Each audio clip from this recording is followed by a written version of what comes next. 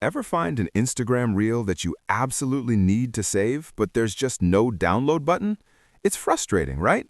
You want to keep it, but you can't. Well, stop scrolling, because if you watch this full video, you'll be able to download any reel straight to your gallery forever. Okay, let's find a cool video. All right, this one looks perfect. Let's download this. Step 1, tap on that little share icon, the paper plane. Then look for the option that says Copy Link and tap it. Once you see that copied message pop up, we're good to go. Now go to your home screen and open this specific downloader app. By the way, keep watching. If you watch the full video, you'll get this app for free. Inside the app, tap the field to paste the link we just copied. Easy. Now just smash that download button. It's going to fetch the video details really quick, and there we go. It's downloading. 100%. Download successful. You can even tap right here to play the video instantly to make sure the quality is crisp. Looks great.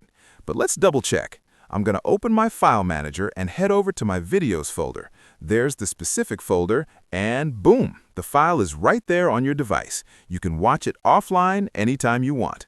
To get this tool, search for All Social Video Downloader on the Play Store, or just check the app download link in the description box below.